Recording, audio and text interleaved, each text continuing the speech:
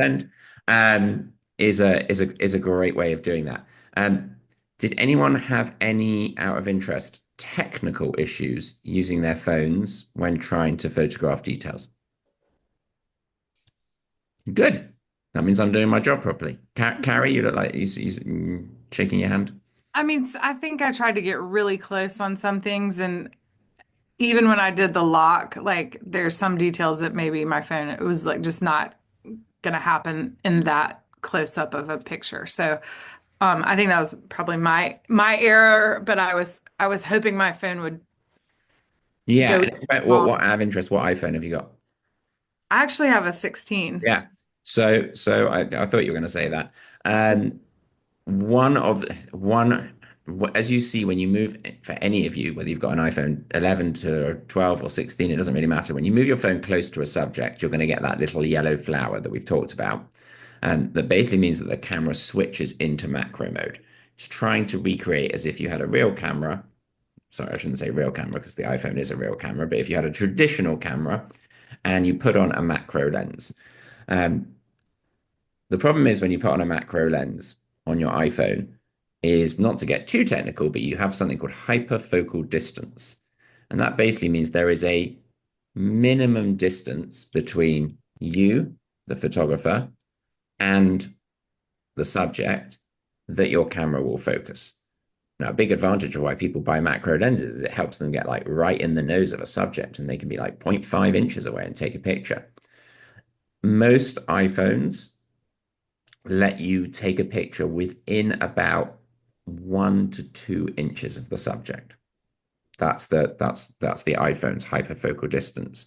So that is to say that you need to be 1.5 to 2 inches away, which is not far, right? Still pretty close. In order for when Carrie is pressing and holding the focus square, in order for it to actually lock focus. Otherwise, what you'll see is it'll just kind of stay blurry and it will be trying, but it won't get it.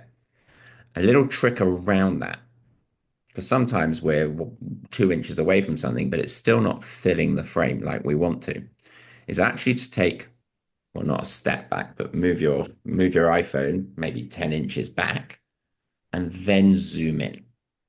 And then use the telephoto lens. If you remember, we talked about already at the bottom, you have zero point 0.5, 1, and 3. Some of you have 5 as well, depending on what iPhone you've got. And that's essentially, remember, your iPhone has 3 different lenses. You've got to think about these like they're 3 physical camera lenses that you can take on and take off. But with an iPhone, you have the beauty of being able to switch between all 3 at any time.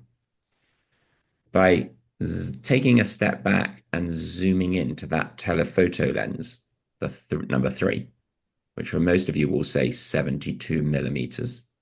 That's fancy photography jargon for something called focal length, which for those of you who are familiar with cameras, focal length is the amount that we zoom or not zoom.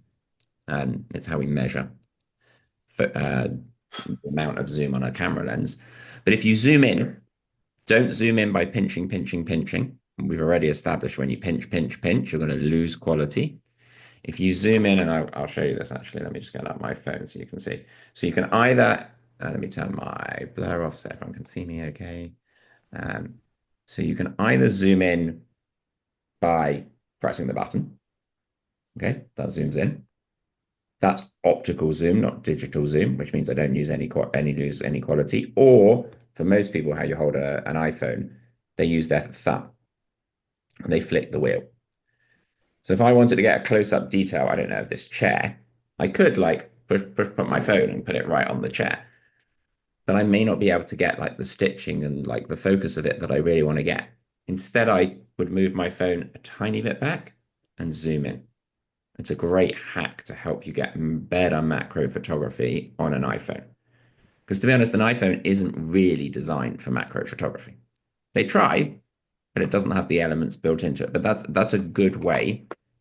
Hopefully that helps, Carrie. You can practice that.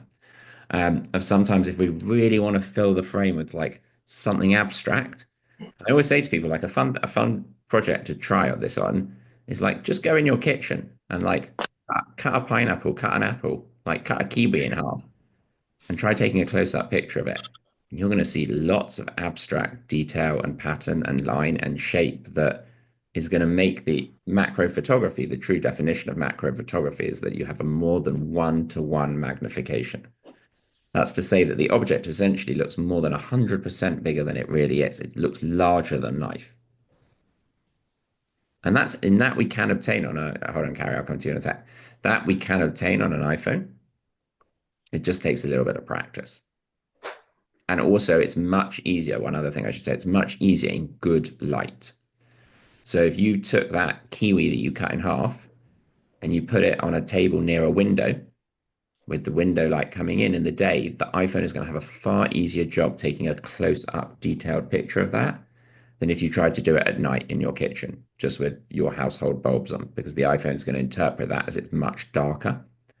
And generally, not generally, always, better light equals, or more light equals easier for the iPhone to focus. The iPhone loves good light. Whenever you see those billboards and it says like shot on iPhone, if you've ever seen those, and they like Apple blow up these pictures massive.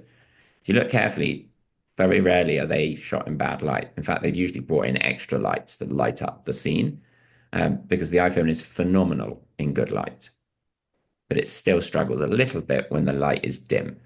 And even like, I mean, here in California today, it's a really gray, rainy day. On a gray, rainy day inside, the iPhone just doesn't quite work, especially when it comes to focusing, um, as well as it would if it was a sunny sky blue day. Carrie had another question. When you told us about that little wheel, so mine goes up to 5 and I can press the 5, but when I pull the wheel up, it goes up to 25. Yeah, good Not the question. same as zooming in, like pinching, or You no? got you got it. You got it. So that, as I just said, for some people it will be one, three, and then they only have three. If for those of you who have the iPhone 15 and 16, it'll be you'll have five. Once you go beyond that, you then cross the threshold from digital zoom, sorry, from optical zoom to digital zoom. So basically, no longer are you using the lenses. You're then going into the territory where essentially you can think of the more and more you zoom in, the less detailed your picture is going to get. You're going to Gotcha. lose detail. So you're always better if you can, if we're outside somewhere, to, and we're photographing a hummingbird at a feeder, where obviously we can't be very close because the hummingbird's going to get scared and fly away. But put yourself in a distance where you can still be carried at that 5 rather than be like 50 meters back and zoom, zoom, zoom, zoom, zoom, because otherwise you're just going to get a blurry, fuzzy picture. It's Mhm. a really good question. And for those of you who don't have, who just have 0.5, 1, and 3, which will be most of you on your iPhones, the same is true. Ideally, I don't want you going past the 3 if you don't have to. Now, sometimes we have to. The bird is in the tree and it's so far away and you want to get a close-up picture of the bird. That's okay. But if I'm teaching you kind of by the letter of the law, textbook, how to shoot better on your iPhone, we always want to try and keep within the optical zoom. Okay, does that make sense to everyone? Mhm. And an easy way to do that is by turning that wheel or pressing the numbers rather than pinch, pinch, pinch. Because when you pinch, it's very easy to not know where you're at and go beyond that threshold of shooting where you're using the lenses to suddenly you're shooting essentially using a computer. Okay, and that's really, really important. So just to surmise what I said there for macro, good tip. Go up close. If you can't focus as close as you want, take a step back, zoom in. But when you zoom in, use your different lenses. For most of you, that's going to be the number 3, or it's going to be the number 5. And that number 3 and 5, and if you wonder what that means times 3 magnification, times 5 magnification. If ever you've used a magnifying glass, you can go out and you can buy ones with different magnifications. It's the same thing. There's rumors that the next iPhone, the iPhone 17, is going to have a 10 times magnification on it. I don't know whether that's true. I don't know whether it's going to happen. But if it does, that will essentially it will almost negate having like a camera with a macro lens completely, Mhm. because you'll be able to get so close to something with optical zoom, i.e., you're not going to lose any quality. You'll be able to take a picture of like just like my tip of my thumbnail and fill the frame with it, or just the one like stomata or petal on a flower, or just like just your dog's eyes, or whatever it may be. And so don't hold me to that, but on a lot of the Apple forums that I'm on, and I talk to lots of other photographers about iPhones and things. Yeah, that's one of the rumored new features because there wasn't that big a jump from 15 to 16, and they think there's going to be a big jump from 16 to 17. And by the time we get to iPhone 20, in all honesty, like you probably won't need a camera. I mean, you guys don't have cameras anyway, but it's going to really like, as I said to you last time, the line between a traditional camera and the iPhone in terms of quality is getting smaller and smaller and smaller with every iteration of iPhone that comes out, which is great because for a group like this, you always have your iPhones on you. And so the best camera you have is the one in your pocket. And then on top of that, the best camera is the 2 inches behind it, i.e. you. So however smart the iPhone gets, and it's getting smarter and smarter and smarter, it's still not going to know how to compose, and it's still not going to know how to use color, and it's still not going to understand how to use light and framing and all the things that we're talking about and will continue to talk about. So you could have honestly, if I gave any, once you really understand how to use it, I see pictures that are entered into contests, not GCA contests, different contests, and someone's used a $500 camera and someone else has used a $10,000 camera. And the picture on the $500 camera can be much better because the person has understood light, composition, frames. The equipment is really not nearly as important as the photographer, unless you're doing something super specialized. Like you said, like you all said to me, Adam, we're going on a group trip to Africa and we want to photograph a cheetah running at full speed in the dark.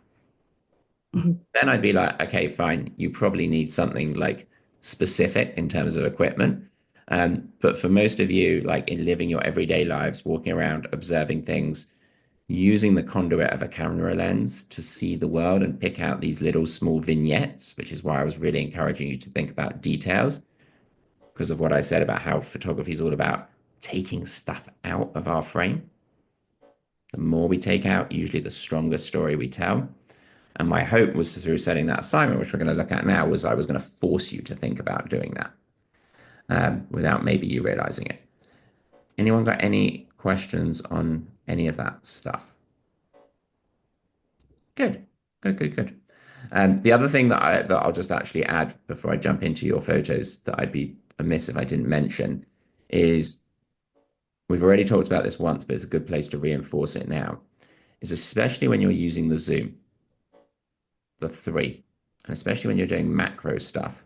But pretty much, I'd like to say whenever you do any stuff that you think is going to result in you printing it, sending it to a contest, emailing it to friends, i.e., not taking pictures of stuff in the grocery store, although you could take interesting macro shots of things in the grocery store if you wanted to.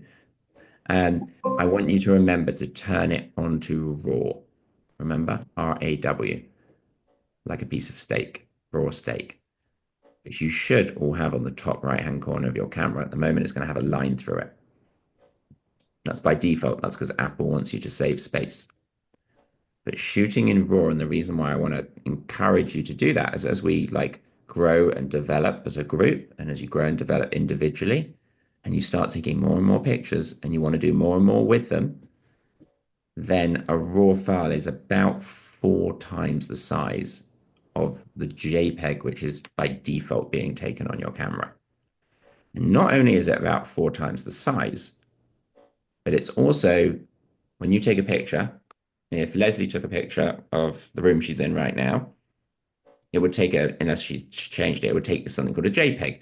And the JPEG, everything is like baked into the photo. Like the Apple makes a millisecond decision about what do the colors look like, how sharp should this be, uh, how bright or dark should the lighting be. Everything that goes into creating a photograph is like baked into the file.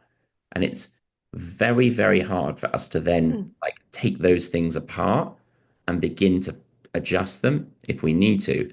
And if we do, it's something called it's something called destructive editing, which is just the fancy word for basically saying every time you edit the photo, if you crop it, you're going to lose megapixels. If you change the exposure, it's like you're scratching away at the photograph. The more you do, the more grainy, less sharp probably your photo is going to look on a JPEG. Whereas a raw photo, the best way to think of it is like it's a digital negative. Not only is it much bigger, which is great because we've already talked about this. If you want to crop a certain amount, rather than have 20 megapixels to start with, and you crop me and I'm 10, you have 80 megapixels to start with, and you crop me and I'm 20. But also, none of that information is baked into the file. So it's like a blank canvas. So when we edit, whether you're editing on your iPad, your iPhone, your computer, it does not matter. It's what's called non-destructive editing. So all of your editing kind of the best way to think about it is like if this was your original photograph, it's like all of your editing is just kind of floating above it, like on pieces of tracing paper. And we're never actually wearing away at the real photo, which is great in the long term. So just a reminder that whether you're photographing for me for an assignment, whether you're photographing or if you're on a trip, like remember to turn it on RAW. Now, annoyingly, well, I shouldn't say annoyingly, but iPhones by default keep it off because they don't want people taking up loads of space on their computer. Because remember, for every one RAW you take, it's like taking 4 JPEG pictures. I always say to people, though, let's say we all met as a group and we went to a garden, or you were going to the Grand Canyon on a trip and you were going out for the day and you knew you were going to be taking a lot of photos that you potentially are going to want to do something with. Then you can actually, I'll actually show you how to do this quickly. If you go into your settings, everyone goes into their settings on their phone. And again, if you go down to camera, which iPhone models have RAW? Marianne, good question. Pretty much every iPhone from 11 up. So you just got to go, if you go into your settings and you go to camera, and then as a reminder, because I know some people who weren't on the other class, and I'll just sometimes it's easier when I say it rather than listen it to on a recording. If you go to formats, you can turn the RAW on there. You'll see a thing that says Apple Pro RAW. For those of you with a 16, it will be slightly different, but you want to toggle that on. But if you come back to just the main camera menu here, underneath formats, it should say preserve settings. And what this does is if you scroll down, you'll find one that says Apple Pro RAW. And this will say preserve the Apple Pro RAW. Pretty sure what the verbiage is going to be slightly different depending on what phone you've got. But essentially, it says preserve the Apple Pro RAW setting rather than automatically reset. So what this means, and I can see some of you have got some questions, so I'll come to you in a minute. What this means is if we know we're going to a beautiful garden, if we know we have our spouse's birthday party or our grandkids like sports day or whatever it may be, and something where we really know we're going to want to do something with the photographs, you can actually turn that on before you leave the house or before you leave the hotel. And it's going to do the opposite. It's going to keep RAW on the whole day for you unless you turn it off.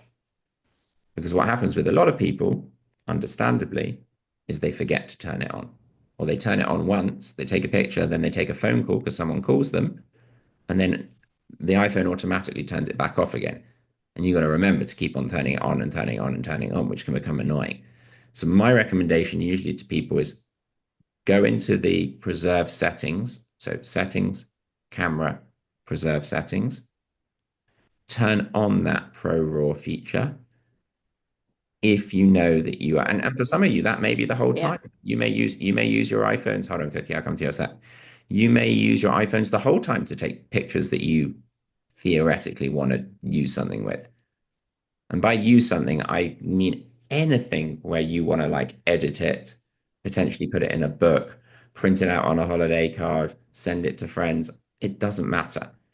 Where you're not just taking it to test the settings or just see how the iPhone works or take a quick snapshot of a receipt, then I'd love to have you to turn that on. Hey, Carol. And Hi. Cookie, you had a question. Yes, Judy and I were fooling around with her raw setting, and she sent it to me via email, and it came across as a JPEG. Mm, How yeah, you send a raw? good, really good question. So once you take the picture, and then you look in your camera roll, or if you look, for those of you who are using computers, if you look on your Apple Photos, you'll see in the top left-hand corner, it will say the word RAW as a reference that you took it as RAW. The problem is when you go to send it to me or Cookie or whoever from your email, and you just go send it, or you text it, or email it, or however you want to send it, a RAW file is big. It's 4 times the size. So you get a request from Apple and says, do you want to send this small, medium, large, or original size? If you pick small, medium, or large, which is great if you're sending 10 photos to someone all at once, then it's going to send a JPEG. So it's going to convert it, Cookie, from a RAW to a JPEG. If you send the original size, it's going to maintain it as a RAW file. It's not going to compress it. But you won't be able to, I mean, to talk photography numbers or maybe a bit more computer.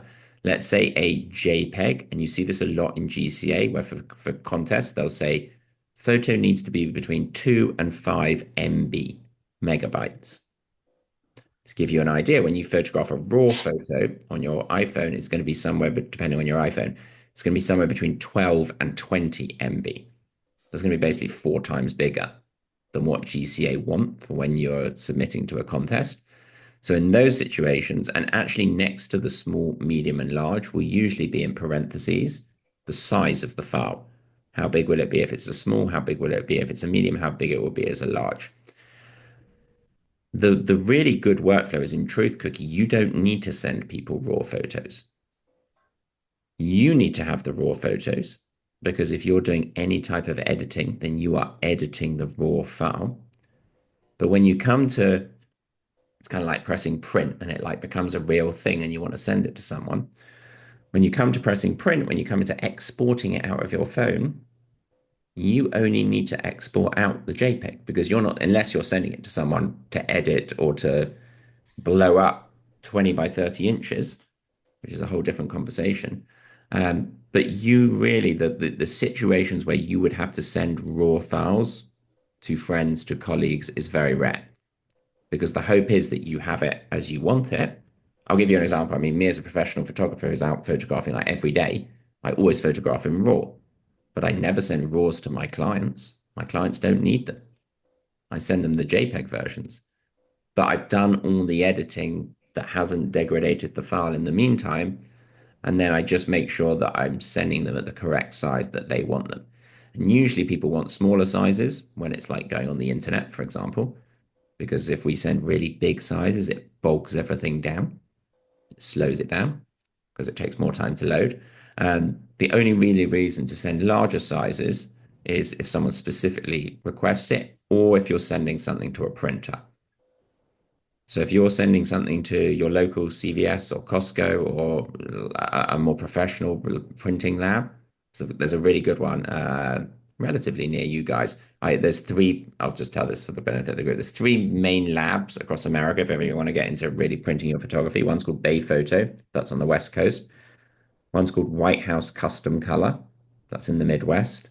And one's called White Wall, WHI. In fact, I'll put these in the chat. Hold on, so you guys can see. So just so you've got it for reference. So Bay Photo, White House, color, and white.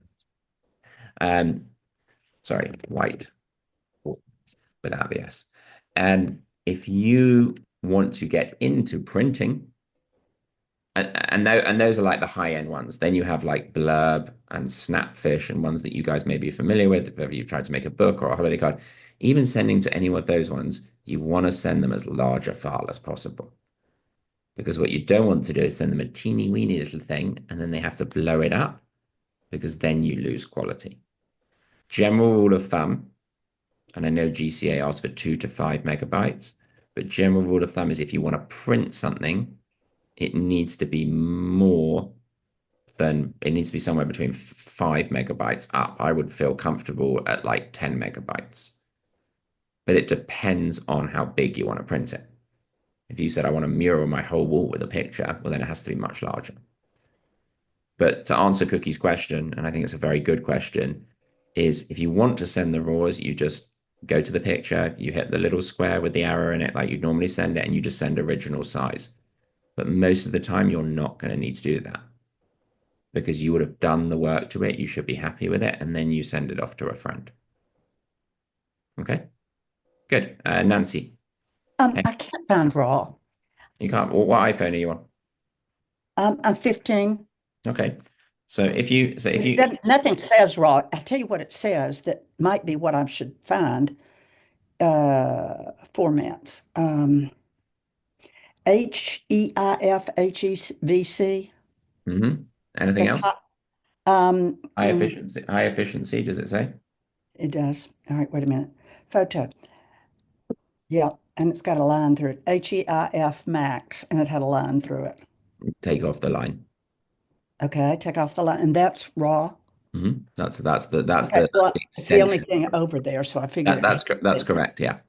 So Okay. how and again, not to get too complex, but the file name, if you put it on a computer for an Apple RAW file, is .heic rather than .jpg, which is JPEG. Most of the H, time, you're never going to yes. see that. You're never going to see that unless you get much further, like into editing, and we start using Lightroom and lots of other things that are exciting we can do. But for the time being, Nancy, you've now got it turned on. Okay, good. Thank you. Okay, good. Anyone else got any questions on taking more files, sending more files, zooming in? Good. Okay, let me I've share my always I've always been curious about what small, medium, large, and original were. So that answers a huge question for me. Good, good, good. And in truth, like when GCA say we need something for a contest, most of the time you're going to pick medium or Medium. large. It depends Okay. how much you've cropped a picture, but keeping within that 2 to 5 megabyte sweet spot. And the reason they're asking that is I'm a judge in Philadelphia and I have a show. I don't want to get 400 pictures that are enormous Yeah. because I've got to find somewhere to put all of those pictures on my computer and then I got to go through them and it's just slow because the files are so much bigger. So they want them slightly smaller. And you'll hear often they'll say, first send a digital submission. And then if you're accepted into the show, we want a print submission. And the digital submission is the one that they want small, the 2 to 5 megabytes. But then if you get accepted and you go ahead and print it, I'd want you to send wherever you're sending the print at the original size because you're giving the printer the most like canvas to work with. The more information you can give a printer, the better because they don't have to try to find the information for you. Okay, good. Really good. Yeah, those are some really good questions. Thank you. So let's share my screen for today. Okay, and let's make sure everyone can see this picture of a car. Mhm. Everyone got it? And everyone see my pink circles? Mm-hmm. Great. Mhm.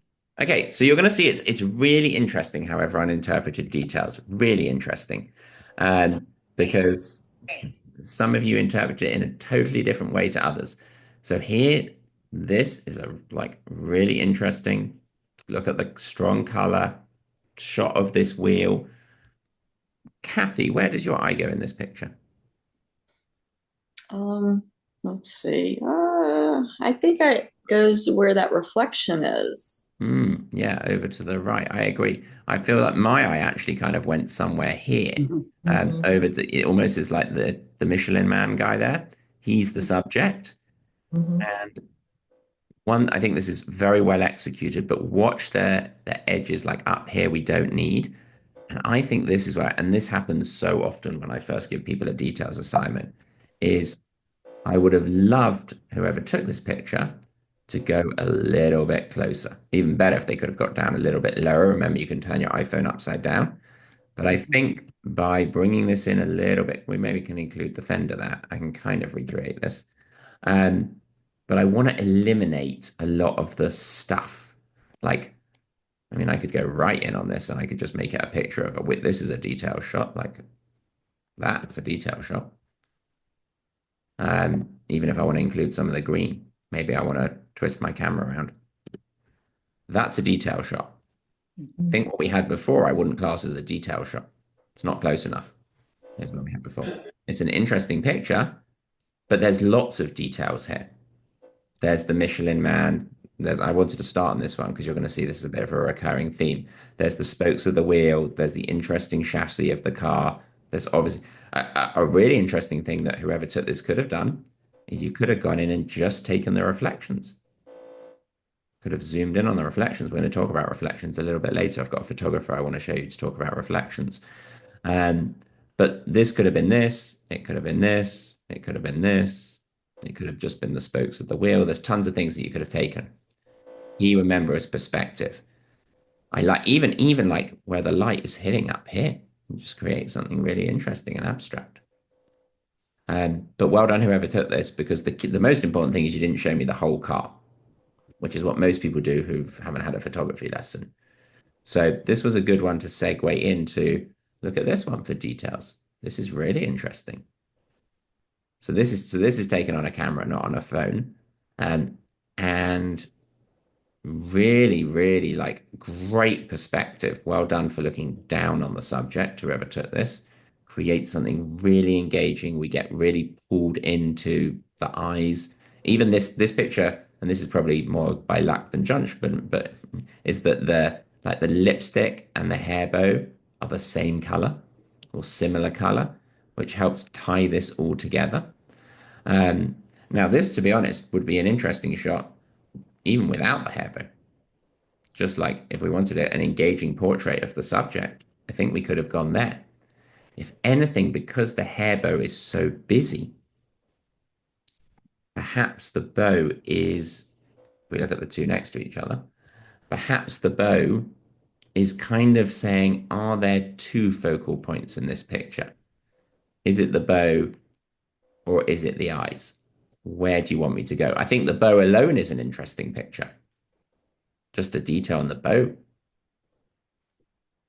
Here, mainly because, and I think it's because the eyes are kind of in the middle, and here they're more on the rule of thirds, that you kind of feel torn between these two subjects just a little bit. So the way that we could have got the bow and the eyes is as the photographer, if we would have moved a little bit higher with our hand, we would have basically compressed this distance. It would have got smaller, the distance between the bow and her eyes.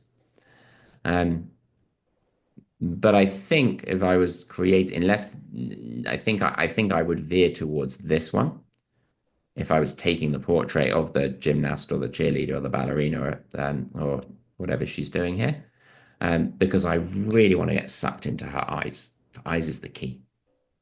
Although this is great for details and pattern, I think it just attracts my eye a little bit more. Really good capture though, whoever took this. Feel free to shout out if it was you. I think this is Cookies actually, off the top of my It head. is mine, and I was disappointed that her one eye isn't as sharp as the other. Interesting. Now that's a good point, and that's a slightly more advanced technique. But let me tell you why that is.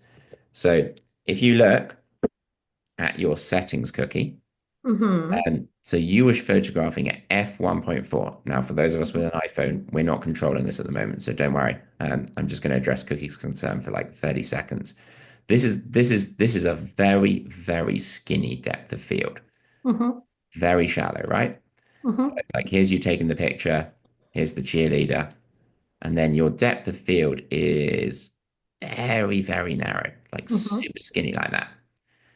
When you combine that with more zoom, with an increased focal length, you get an even shallower depth of field. So unless her eyes were perfectly in line, which they're never going to be because her head will be tilted this way or tilted this way, at 1.4 with an 85mm lens, it is very difficult to get both sharp. So what I would rather you do is you give yourself a little bit of wiggle room. Give yourself some buffer. Bring this up to like f2, even f2.8 would have still given you all this lovely blur in the background, but it just means if we come back here to this diagram, you would have had a little bit more room to work with in terms of what's called your focal plane. Very hard if ever we take pictures of anything at 1.4 to get more than one thing in focus, unless you're doing like something that's completely two-dimensional. It's like if ever, Cookie, you have an opportunity where you're photographing a group with this lens, you don't want to be at 1.4, 1.8, 2, 2.8, Right, because the front row is going to be sharp and the back row is going to be blurry. right, So, right. so I would just be conscious that you can go down to 1.2 with this lens, which is great, but that it is very hard. And you see this as there's that very famous picture, which I'm not even going to pull up because you all know which one it is. In fact, I'll pull it up quickly. You know the picture of the girl in Afghanistan by a photographer called Oh, yeah, Steve. National Geographic. Yes. Yeah, I'll show it to you here. Just Yes. if you look really carefully at this picture, let me just zoom. So, Cookie, this is taken at 1.4 and you were at 1.2. But if you look really, really closely, hopefully this translates through the zoom, only her right eye is in focus. Sorry, yeah, her right eye. Her left eye isn't in focus. And that's because he photographed at a really shallow depth of field. And it's I exactly, feel better. you feel better now. Yeah, there we go. Good. Okay. So yeah, just give yourself some wiggle room. And for those of you who have cameras, hopefully that was making sense. Um, the smaller F number we go, way to think about it is small F number, small focus, big F number, big focus. Now that for most of us isn't relevant, but for those of you who it is relevant, it's a nice little tip to help you remember how aperture, f-stop, and depth of field interact with each other. Okay, let me go back to but really good capture. Cookie, is she a cheerleader, a ballerina? Well, She's in cheer. She used to be a ballerina. It's the lens is my granddaughter, my dog lens. yeah, That's the two things I get that lens out for. and it is a fantastic. It is usually the go-to portrait lens. Mhm. Like most of the time when I shoot portraits, I shoot with a very similar lens. But can you see how removing the bow just helped? I think in this instance, there's enough going on with her eyeshadow and her makeup and her lipstick and her like it's bold enough where I just don't think we need the bow. Um, and that one just doesn't quite feel so. It feels like I want to go to the bow more than the eyes. But really nice job. Whether is it a details picture? On the border. More of a details picture would be like if you got the 85 and you went like into her like this. Like that's a details picture, for example. And still is very strong. It's a totally different type of picture, that creates a very eye-catching, interesting portrait. But well done for shooting her. Really nice job. Let's look at this next one. I'm going to make some of these a little bit smaller. Just again, remember when you guys, I should come back to the small, medium, and large. When you send me the photos, please send them to me at original size. Reason being is how I'm using them is I'm blowing them up big on the computer to show everyone. And if they're small, like they look sharp like this, but when I make them big, they look fuzzy. And they're not actually fuzzy. It's just you've sent me a small file. And this is a really good interpretation of detail. I love the patterning and the shape here. I'm not sure if we need this thing in the foreground as much, especially because it's bright. I'd be tempted to, I don't even know what this is. I think it's like moss on a log or something. I'd be tempted to just remove that. You could even take it out because it's so bright and it's detracting from the main interest. But I would also be really interested in taking pictures. This is not going to look very good, but just to give you an idea of taking the picture and just going in on the detail of the moss. Take out all of that clutter. Like we don't need that. Go further. Remember, I said to you the most common thing that people from 22 years of judging photography and teaching people, the most common pitfall I always see is the want to show everything. And the more we can get out of that habit of like, I have to show this whole log, I have to show the whole car, I have to show the whole girl with her bow and her eyes, the better photographer you'll become. But it's hard, it takes time. And that's always thinking about what do we take out? If there's something distracting in my picture, does that need to be here? If it's redundant, we'll take it out. Look at this one. This one's really interesting. Some like mushroom fungi or something. And this one has taken it out. This is a good example of filling the frame. Really nice, really interesting capture. I'm trying to see if it's in focus. Yeah, it is in focus. It's just whoever sent it to me sent it tweeny weeny weeny. It kind of looks like an octopus there. But I like it. Really good. Nice interpretation of the details. Well done. Let's look at this one.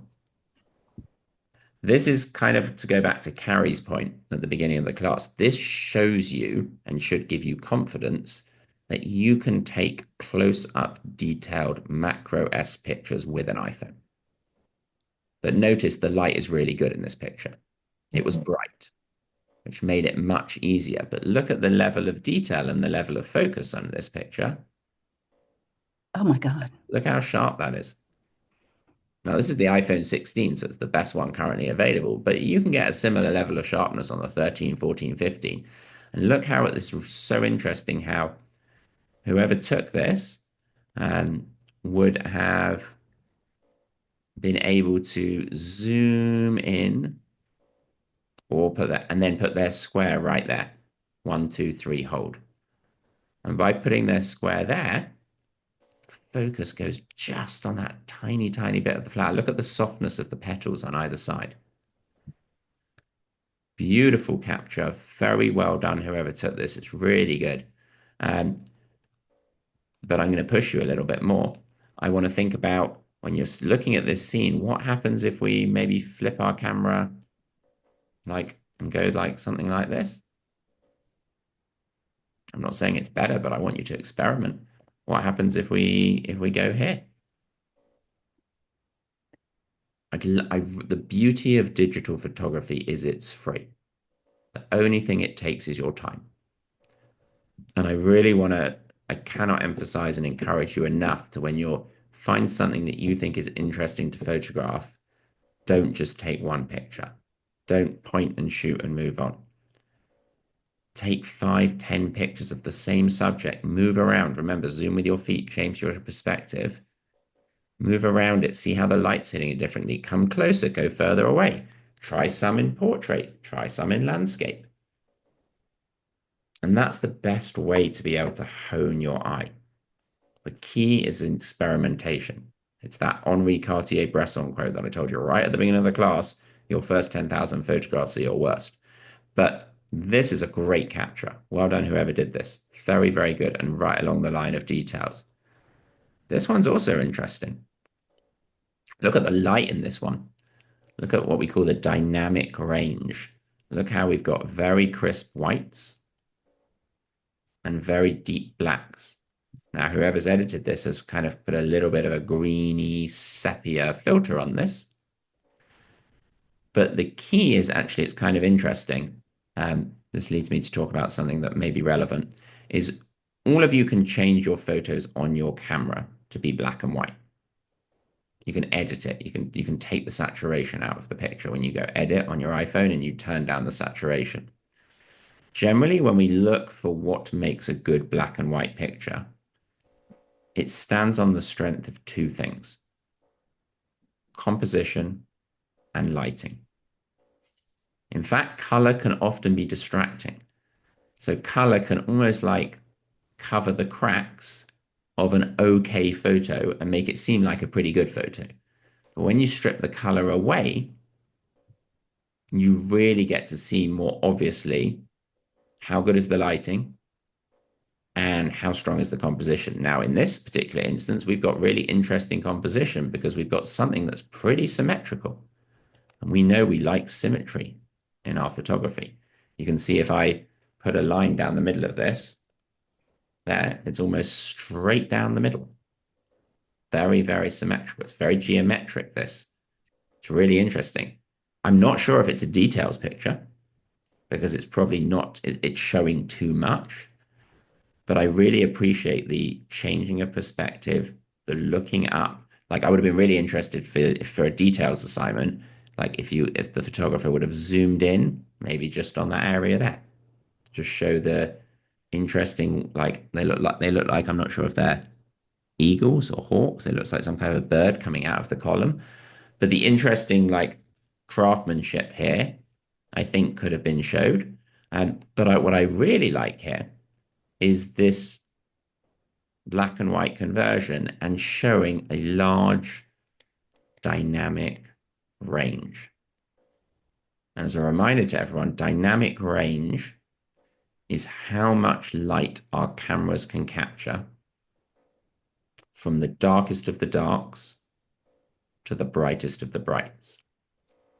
And generally, in a good black and white or good monochrome image, we want to have as large a dynamic range as possible.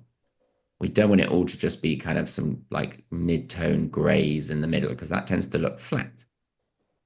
I'll actually show you because I think it's a good opportunity because to improve your kind of well-rounded photography education. Let me show you a photographer. I'll actually show you two who I think are relevant to this that will help give you some ideas. So, show of hands, who's heard of Irving Penn? Okay, a few of you. So Irving Penn, a very, very famous portrait and landscape and floral photographed everything, but is renowned for his use of dynamic range. Like, take a look at this. This is kind of like Cookie's picture of the cheerleader, but take a look. This is Picasso. Take a look at this picture of Picasso. Look at how he has made these really deep blacks and these really bright whites, and this is framing it. Notice, look where Picasso's eye is. It's on the rule of thirds. But this guy, Irving Penn, again and again and again, will go for a very strong contrast between the blacks and the whites. Hopefully you can see how this is kind of similar to the architectural photo that I just showed you. He is renowned for it. I'll show you a famous one that I think you guys would like. So look at this picture. This is really well known. This is very famous. And that is a very simple picture. It's just a lady or a man with a glove holding a high heel. But it looks really interesting because of the large use of dynamic range. You see the lighting, you see the composition, and it all kind of comes together. Now, a way that we can get this on our iPhones is if you ever are editing on your iPhones, you have the option to play with the blacks and the whites on your iPhone when you hit edit. If you decrease the blacks, so you take them down and take it to the left, and you increase the whites, what you are technically doing is if this is the black and this is the white, and this is your dynamic range, is you are making the blacks go over here and you're making the whites go further here. And I'm going to run out of room on my screen here. Whites go over here. So you're making a bigger dynamic range. You're making deep, rich blacks and nice, crisp whites and lots of tones in between, which is what we want. And I could show you this guy, Irving Penn, is like the direct inspiration for more contemporary photographers who are really famous. Someone like Annie Leibovitz, who you may have heard from. You'll hear her reference Irving Penn the whole time. Like all of his pictures have these like deep, dark blacks. Now, interestingly, he's not using any lighting. Everything he does is with a window. So it's just putting someone by a window and photographing them at different times of the day and turning them. Do they face the window? Do they not face the window? I'll show you he did a really interesting series, which is very detail oriented. These are really famous on cigarette butts. He literally just, let me go back. He found, sorry, there we go. So he found these pictures of cigarette butts and he was like, oh, these are interesting. And he took tons of photos of them. Great for texture, great for line, great for details, taking something that's really mundane and making it look really interesting. It's kind of like what I said you can all do in your kitchens. Go and cut a piece of fruit, go and get a vegetable. If you cut it in half, if you cut a carrot in half and you take a picture in the middle, you're going to create something really interesting. So yeah, Irving Penn as well, just as we are a garden club. And we're teaching here, just so you know, he also does loads of flowers. If you want to go and look him up. And a lot of his flowers have these very deep blacks, which you can get on the iPhone. This is an editing technique. He interestingly likes photographing flowers in decay. So he photographs a lot of not that one, but he photographs a lot of dead flowers or flowers that are like on their last legs. But the key and why I'm showing you here, which I just thought would be a good opportunity for me to show you him, is because of the large dynamic range that he frequently will. Look how striking all of these pictures look. Mhm. Like look at Robin Williams here. Interestingly, this is you'll see a lot, something just for you to look out for. When you look out for pictures of people, you can see it here, you can see it here, you can see it on lots of, you can see it here. You'll often see a little triangle of light under one of their eyes. I'm not going to go too far into it, but it's called Rembrandt lighting, which essentially is taking it where the sun is coming in at a certain angle from the window, and it's the shadow of the nose is creating this triangle of light under the eye. You see this used again. I'll show you loads of pictures. There's the triangle of light. It's Hmm. one of the most popular, another one of his famous pictures is of Audrey Hepburn. And you'll see here, look at the Rembrandt lighting. See the triangle of light under her right eye? And this you see, once you know this, look out for pictures that you see that are just like a professional photographer's taken, or you're flicking through a magazine. You're going to notice this triangle of light again and again and again. And a big part of it is timing, is waiting for the right time of day or positioning your model. Now, this is a bit advanced for this group. I'm not going to ask us to do a Rembrandt lighting assignment, but I just want to teach you it so you know that it exists, because hopefully one day we'll get to it. But why we started talking about Irving Penn, and I'm going to show you one other photographer. Just you can write them down. You can look up all these photographers in your own time. There's a very famous photographer called Rennie Bury, who this is, if we went to photography school, they'd send you this, they'd show you this picture. Let me get a higher resolution of it. Hold on. This is taken in Sao Paulo in Brazil. Look at the deep dark blacks here. Look at the dynamic range. It's really large. And also, Jan, what time of day do you think Rennie Bury took this picture? It looks like it's early morning or late afternoon because of the long shadows. You got it. Good. This is 20 minutes before the sun went down.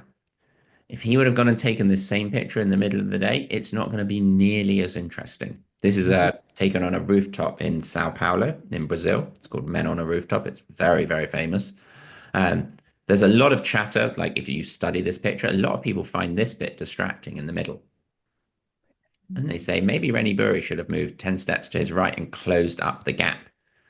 But there's another school of thought that actually says this picture kind of is interesting because it's almost like three solid blocks. It's like the thirds. And each block tells its own story. But again, why I'm showing it to you is because I want you to appreciate that we can create large dynamic range. And you can do this on your iPhone. A lot of it is in the editing side of things. You go edit, and the key is in the blacks and the whites. As you're scrolling through all those things on the bottom of your iPhone, you'll have exposure, you'll have brilliance, you'll have vibrancy, you'll have all these things. If you're nailing down a black and white, I want you to drop the blacks a little bit, and I want you to increase the whites. And for those of you who are using a computer, this you can really get much more advanced with this if you're using Lightroom or Apple Photos, but primarily Lightroom. But again, we'll save that for another day because a lot of people don't have access to those programs in this class. So both of these photographers hopefully can serve as a bit of an inspiration for you in terms of creating. I'm trying to see if I can find. Even if you look at actually, let's go back to let's look at Henri Cartier-Bresson. Okay, look at this picture. Look at the deep dark. I mean, it's a great picture because there's just so much going on, and this is one of the most famous street photographs of all time. But look how he's used a big dynamic range, dark blacks, light whites, lots of grays in between. Same if I take you to Henri Cartier-Bresson is probably the forefather of street photography. Oops. What happens if I take you to the forefather of landscape photography, Ansel Adams? You're going to see again and again and again in his pictures, you're going to see areas, and GCA will hate me for showing you this because I see a lot of GCA judges and they're like, don't like the dark blacks. But but there's no rules. And you'll see people like Ansel Adams create these pictures where, look at that. That's an S curve going on here as a reminder. Look at the S curve, take us up to the mountain. But look how he's purposely made this really dark. This is bright to take you up to the mountain. Okay, hopefully all of you can see this. And I want to, this to me, this one is a little bit flat. So that one's kind of just all in the grays. It doesn't look as like poppy as, for want of a better word. It doesn't like pop off the screen. It doesn't look as striking. That actually isn't an Ansel Adams. That's someone trying to copy Ansel Adams. But if I then find an Ansel Adams equivalent, like look at this one.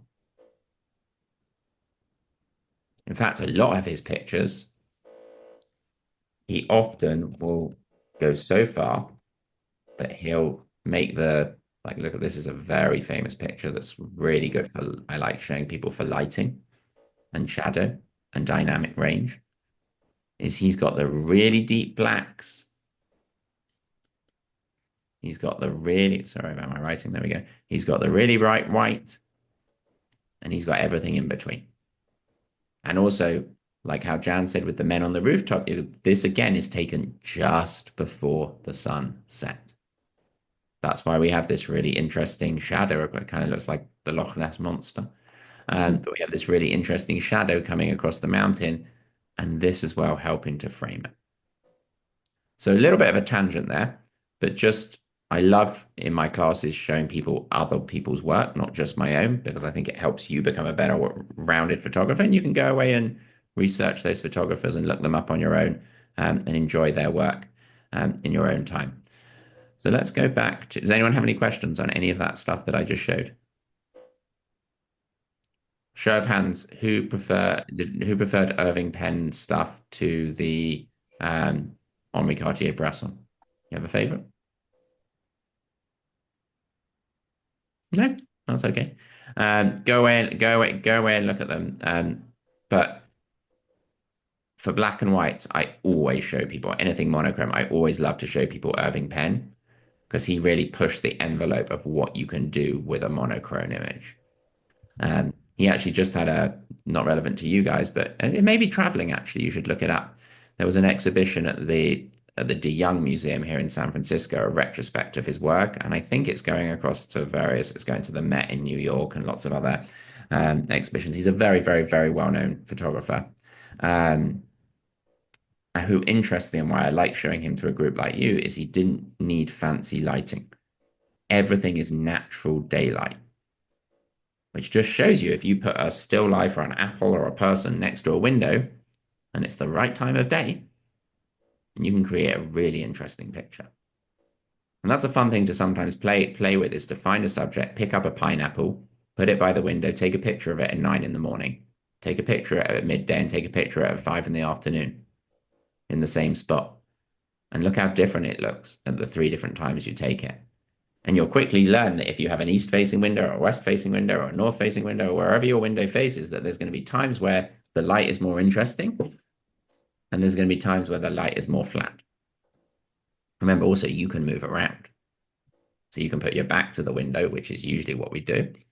But if you wanted to create more of like a dichotomy, you would have if this is the window, you would have the person right next to the window. This side of their face would be brighter, and this side of their face would be dark. With me, it's the opposite, actually, what you're looking at. The window would be here. This side of my face is brighter. This side of my face is darker. In fact, I almost have Rembrandt lighting. Can you see it here? And that's because I have a window kind of just over to my left-hand shoulder. So the light is coming in like this. And you can see it, right? You can see that thing of light. That's Rembrandt lighting. Okay, good.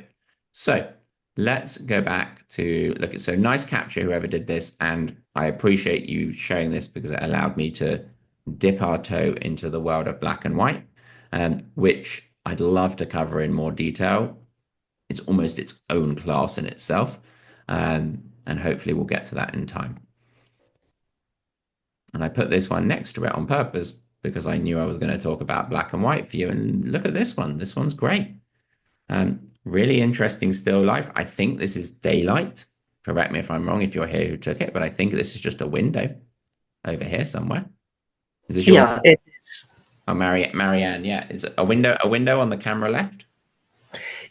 No, actually, it's almost flat lighting. Yeah, but you can see a little bit of cast shadow light source more to the left. Yeah. Yeah, well, you can see the shadow. Is that you can see the Yeah. shadow here, right? Yeah. And you can actually see it even on the onions. You can see the gradation of light. Like, look how like that side is so much brighter than this side. You've got it. You've started using dynamic range, which is great, which is really good. Now, I would be fascinated if you did the same thing, but you just took one of these onions, just went close on one. I think in this particular composition, this is trying to draw my eye a little bit out of the frame. So I think we could have turned that around or positioned it slightly better. I think ultimately where my eye probably lands on this one is somewhere here. And it's because it's the brightest one, but it also looks like it's the sharpest one. But for example, what you could have done, Marianne, is you could have just turned this guy around and had that twig pointing to the focal point. That would have been one idea of what you could have done. But let me just show you very quickly. I'm going to do it in Lightroom because I'm not on my iPhone at the moment.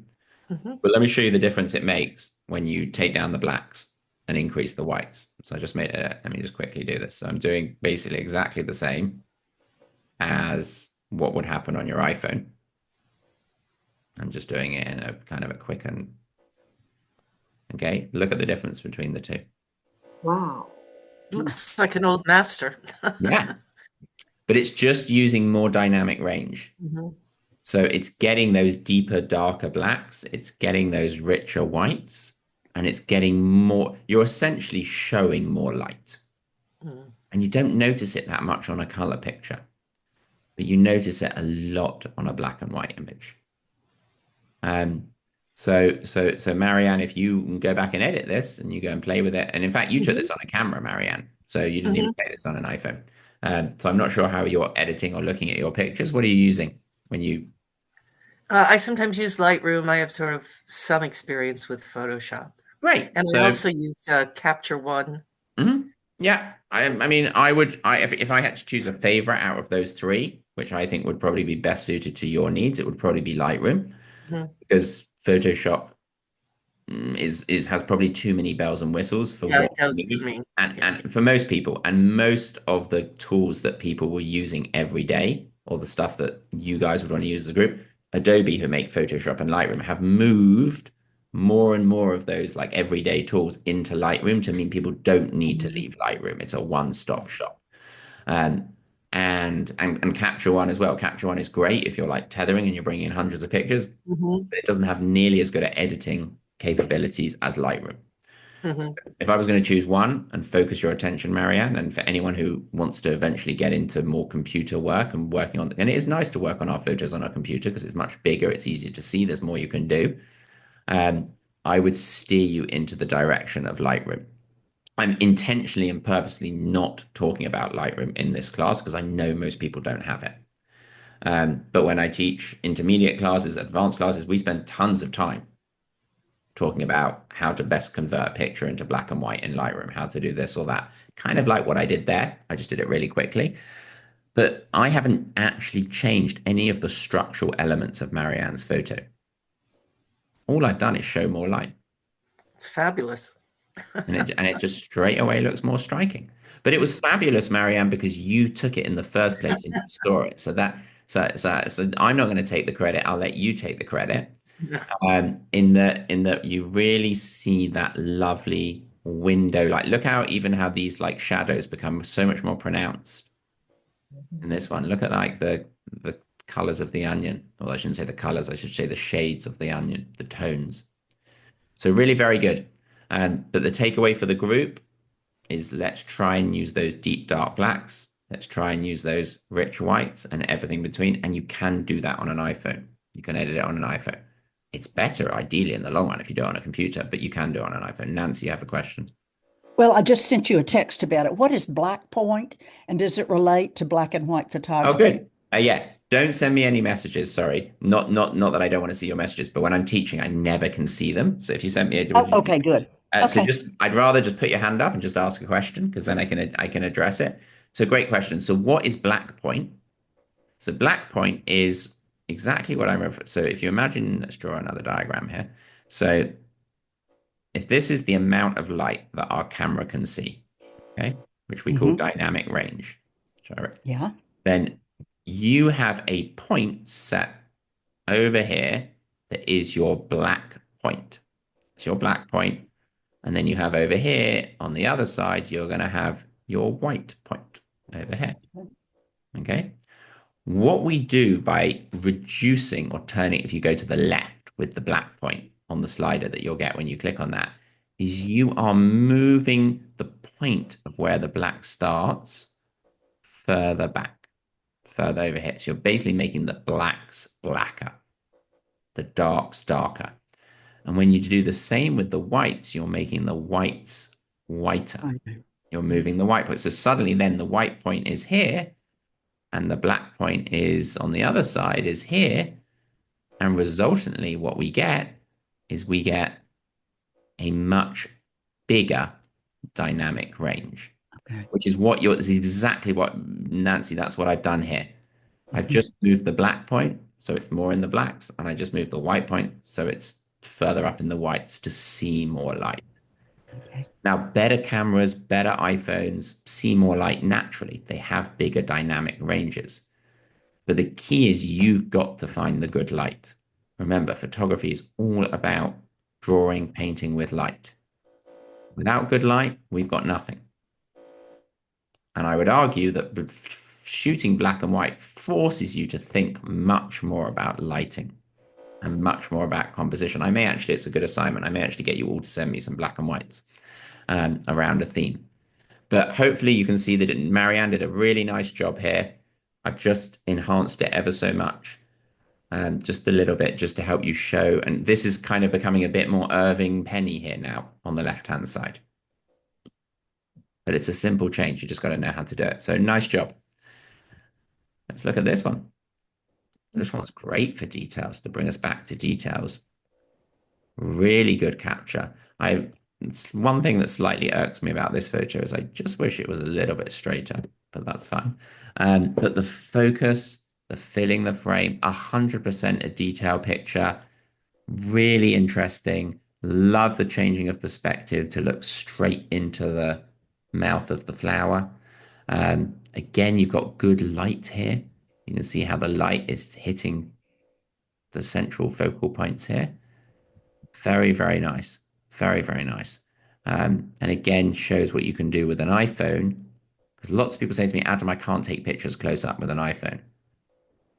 And you can, you just need to know how to do it properly. If you're using the iPhone, how it comes out of the box, it's very hard to do it. But with a lot of the tools that we've learned, then it's very achievable. And this is a great example. Very nice. Very, very nice. Oh, Look at this one. This one's great. Really good.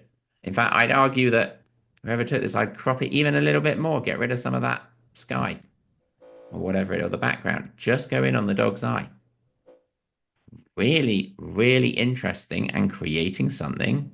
I'm just gonna, don't worry what I'm doing just for a sec. I just wanna just see what this looks like if um is we get drawn right in. Look at the rule of thirds. I'll put it on. Well done. You put it right on that right hand side. Now, one thing that, and this is hard, and you can practice this if you have pets, is you can see that the focus in this picture is on the hair here, on the fur here. It's kind of like Cookie was saying how she was struggling to get it on the eye. It's not on the eye. In an ideal world, I love for this to be in focus, not the fur. And that's just a case of just practice. And it's hard when things are moving. But if this dog was resting on the couch, sleeping, well, he wasn't sleeping because he wouldn't have his eyes open, but if he was resting on the couch, make sure we get that square right on his eye or her eye. That one was mine, and he wouldn't have it. I tried. He was falling asleep, and every time if I would say his name, he would move. So I couldn't get. It wasn't like he was just staring, and I could get it in focus. It was Yeah, and challenging. it is really challenging, especially when you've got something that's so small like this. Like if you had come back, which I wouldn't have wanted you to do for this assignment, but you'd taken a picture of his whole face and his nose and everything, then you would have had more buffer room to play with in terms of being able to get the focus in the right place. As we go closer and closer and closer, it's more and more challenging to be able to get the focus where we need to get it. But carry persist. Try this one again. Um, I think you can get it. If any, or you can practice if you want that tip that we learned at the beginning of the class. Stand a little bit back from him, like let him do his thing. Zoom in to on your phone to 5, and then tap on his eye, rather than you have to be right in his face, which is going to annoy him, and he's probably not going to cooperate how you want to cooperate. What type of dog is that, Carrie? He's a golden doodle. Golden doodle, yeah. I have a Cavapoo, and he looks almost exactly the same. Very cute. Okay, so let's carry on. Look at this one. Now, this is a great picture, but it's definitely not details. So really, I would define details as showing a portion of something as opposed to the whole thing to help tell a greater story. And to me, like there's tons of detail shots here. There's the interesting steps, there's the reflections in the water. And this is a really strong landscape photo, really well executed. Whoever took this, nice job. Look how they frame the whole landscape. Everything's put, look at all these leading lines taking us to the sun. You kind of, it's almost an S curve running through to take us out to the sunset. It's a lovely picture, but it's not details. Usually as well, just I know some of you asked me the question, you sent me an emails to ask me these questions. You asked me whether details and intimate landscapes are the same thing, because you often in GCA hear the word intimate landscapes. I would argue that they're different. So I know GCA defines an intimate landscape as essentially a landscape where you cannot see the horizon. Like that would be an intimate landscape, for example. I'm not saying it's a great crop, but that would be an intimate landscape. And we have lots of examples of that in other people's pictures coming out. Details, on the other hand, I would say is more thinking about just looking at the like I guarantee whoever took this picture, if they would have just looked down at their feet, they would have got a really interesting picture. Such a details picture of like the interesting stone and the grass and the juxtaposition. And I love this picture. I think it's great. It's just not right for this assignment. And I want you guys to understand the difference. But it's a very, very strong landscape picture. Is this someone in the group here who's online today who took this? I did, Jan. And where did you take it? It's a lovely shot. It's at Old Head in Ireland. Mm, Old very Head nice. Golf Course. Yeah, beautiful.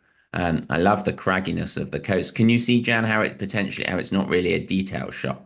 Yeah, I totally missed the idea of the assignment, and I apologize. None of my pictures I sent you were details. You don't have to apologize. It's fine. It's a good learning curve, and it helps others learn as well because it's nice to understand what these definitions mean and what they don't mean in terms of within the scope of assignment. But really well done, Jan, in terms of balancing the light, creating a strong composition. It's a really lovely shot. Very, very. I love the light hitting the slice of land down here. It's beautiful, beautiful. Very, very good. So well done, well done. Thank you. And also, sorry, I should go back and tell everyone. Jan, when she shot this, has used the wide angle on her. So she's used the 0.5. When you use the 0.5, the wide angle, it's just a good aside, is all your lines become more emphasized. Everything looks bigger. It's a great way to help, especially if we keep our camera straight, which Jan has done successfully. It's a great way to help drive the viewer's attention to the focal point while also being able to see more. Remember, like if this is Jan taking her photo, normally she'd be seeing that.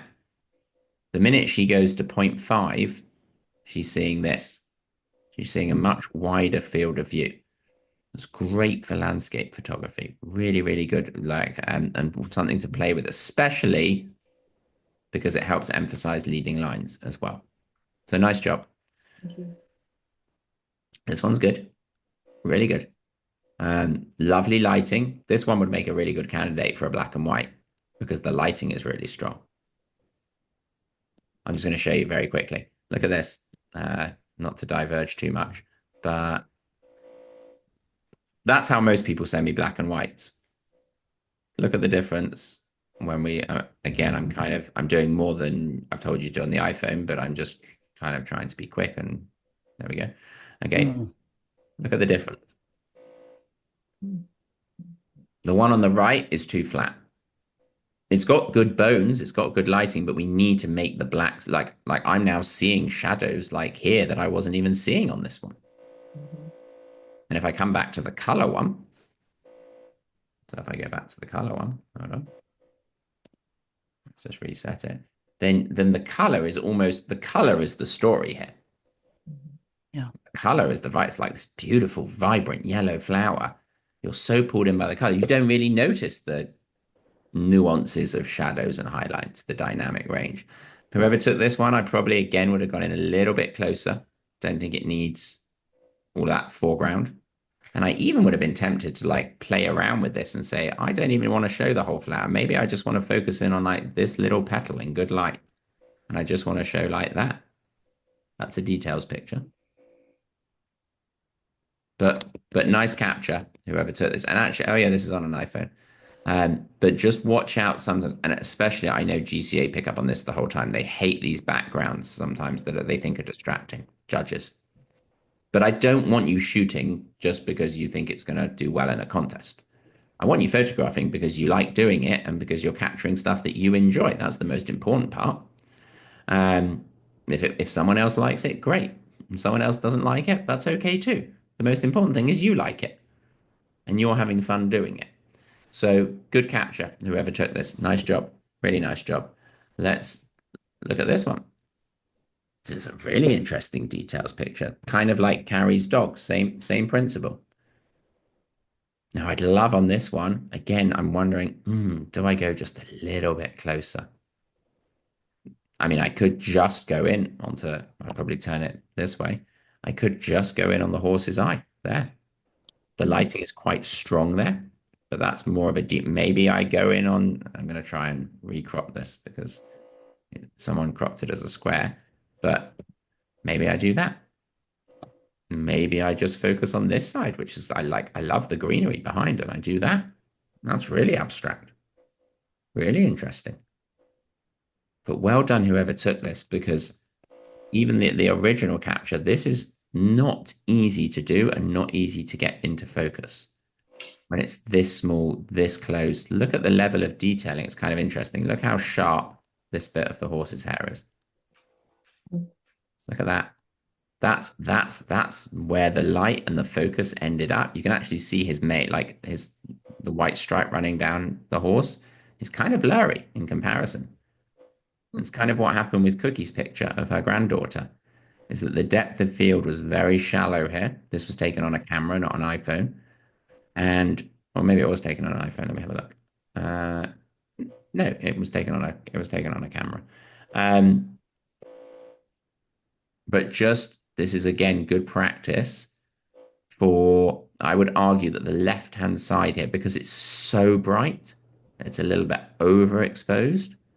We kind of, it's like, do we want to look over here?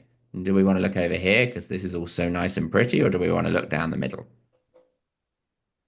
And I think you could take a picture of all three of those items, or those three of the shots as individual pictures. Also, watch out for like this down here. I think this can be removed for a details picture. But really nice capture. Well done for not showing me the whole horse and not showing me the top of his head, the top of her head. Nice job. Let's look at this one. These kind of look like, I don't know what they are, but they look like corn on the cobs. They're like burnt pieces of corn, they remind me of. I know they're not, but that's what they look like. They're like charred corn on the cobs. Now, this one again is interesting. This is getting towards a detail shot. I'd say it's 75% of the way there, but I'd love this picture closer. I'd love this picture if we just picked up on the intro, even if you go and you could just go really close in on like this, for example. And then what happens if you get experimental and you turn your camera like portrait?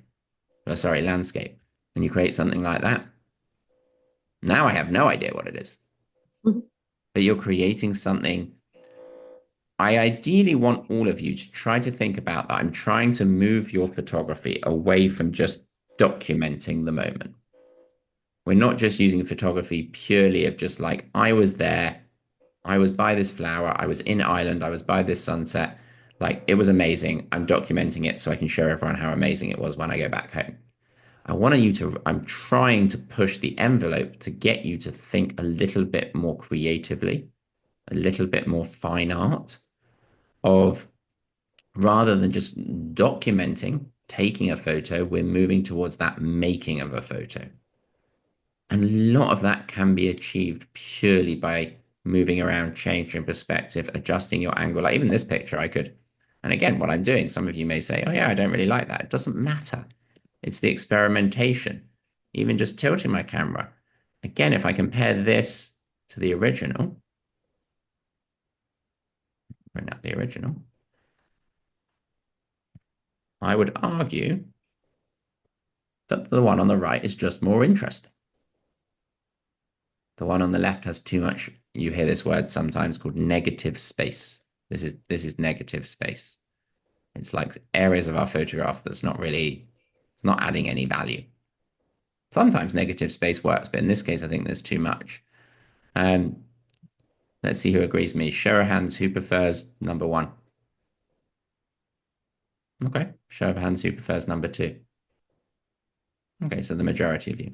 Um, so I really want you to put, again, it comes back to don't take one picture of the same thing. Take lots of pictures, and it's going to push you to think, this one's lovely.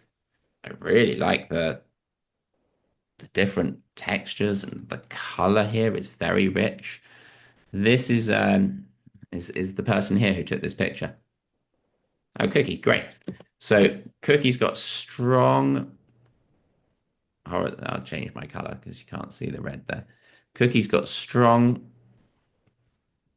horizontal lines, which creates layering. There's clearly depth in this scene. She hasn't shown me the entire shelf or the entire room or the entire shed or wherever she was, which helps me ask questions. I'm like, oh, where is she? Is she in a pottery studio? Is she in a garden shed? Like, are these vases? Like, what are they doing here? Why is like this one slightly wonky and like toppled over? That's kind of interesting. That all makes me ask questions. And the highest compliment I can pay Cookie in this case is this reminds me of a photographer that we looked at right at the beginning. I'm going to show you again here. And you may remember I started our class and I showed you the world's most expensive photographs. Remember? And I showed you a picture by this guy called Andreas Gursky of the River Rhine. Remember this picture here? This one? And this guy Gursky is a German fine art photographer. His entire work is characterized by strong, repetitive layering and lines. Like, let me find a good one. So like whether it's in a like this, or whether it's this one, which I've shown you guys before. Look at the line. What Cookie, and it's strong, repetitive pattern. What Cookie did here, look at this one. I always find this one really interesting. Look at the layering. That's like some type of parade in Asia. And the rich color. But this guy Gursky again can serve as inspiration for you. So look, here we are. So this is an Amazon depot. Look how that's similar to Cookies in terms of the bones, the structural elements that make it up. That is just hundreds of packages in an Amazon warehouse. Something really mundane. Look how he's used almost the rule of thirds. 2/3 foreground, 1/3 sky, even more. But the key is that he has this strong horizontal or vertical lines and an element of symmetry. And if you go away and you look him up and you go to his website, you are going to see this used. I'm going to see if I can find another example of. He does everything from architectural photography to look at the repetitive patterns and the lines. It's really interesting that they're kind of all very similar. And if we jump back to Cookies in a second, you'll see now why I said it reminded me of a Gursky, because which is hopefully a nice compliment, is that we have that layering and that line, and we almost have an element of symmetry here. It's not symmetrical. The pots are different on either side, but it feels symmetrical because of the way that Cookie's framed it. Cookie, one thing you can do here that I think can help you out is the lines are not quite straight. They almost feel like they're like coming off like this. You can see like up here. And if you want to achieve that perfect straightness, ideally you have to have your camera perfectly level. So if you're tilting your camera up or down, even a smidgen, it's going to throw it off. Um, Cookie, I know you use Lightroom, so I'll just show you this quickly, is if you come into Lightroom and you come down to transform down here and you hit auto, it should correct those lines. You can even actually start playing with them if you really want to get it straight by playing with the vertical and the horizontal. And now that looks much better. Okay. So try and keep those lines straight, especially when you're doing something like this. Look at the difference. That was before, that's after. Okay, subtle, but makes a big difference. But really nice capture. Good, well done, Cookie. Okay, look at this one. I thought this one was really interesting. Almost doesn't look like a photo. Is who took this? Whoever took this, are they on the class today? Oh, Cookie again. Sorry, I didn't randomize them as much as I try and randomize everyone's. Cookie, the benefit of the class. What have you done to this picture after you took it?